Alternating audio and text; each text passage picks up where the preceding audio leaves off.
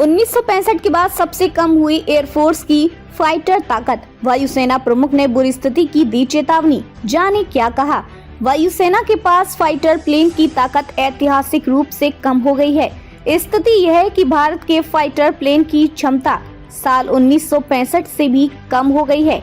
इस पर air chief marshal Amarpreet Singh का कहना है कि जो कुछ भी हमारे पास है उसी से लड़ने को प्रतिबद्ध है। उन्होंने कहा कि हमारा ध्यान मौजूदा असेट्स के संरक्षण और कर्मियों को उनके सही तरीके से उपयोग करने के लिए ट्रेनिंग देने पर है।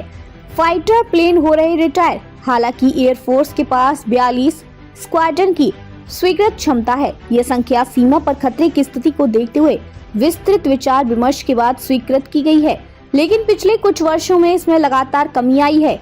इसकी वजह से पुराने सोवियत युग के फाइटर प्लेन रिटायर हो गए हैं और उनकी जगह नए प्लेन को लाने का आदेश नहीं दिया गया है।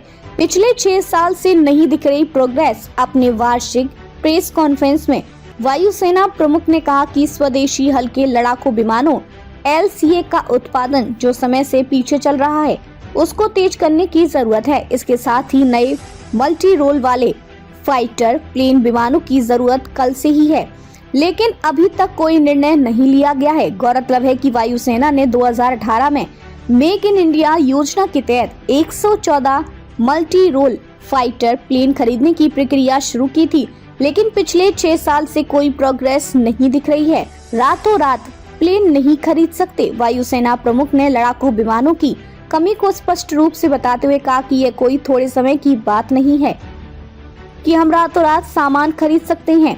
इसमें समय लगता है। सिर्फ सिलेक्शन ही नहीं बल्कि शामिल करने में भी समय लगता है।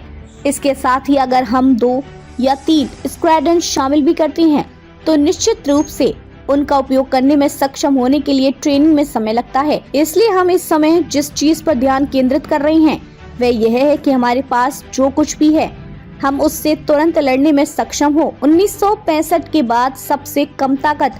रिकॉर्ड बताते हैं कि 31 स्क्वाड्रन की मौजूदा ताकत 1965 के बाद से भारत की सबसे कम ताकत है, जब पाकिस्तान के साथ युद्ध लड़ा गया था।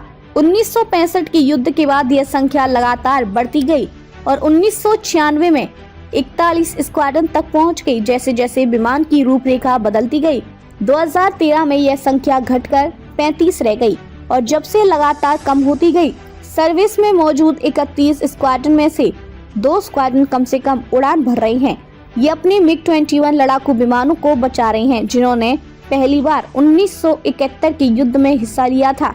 ये विमान लंबे समय से अपने लाइफ के अंत तक पहुंच चुके हैं। उनकी रिटायरमेंट को कई सालों के लिए टाला जा रहा है। इसकी वजह है कि वायुसेना LCA Mk1A लड़ाकू विमानों की डिलीवरी का इंतजार कर रही है।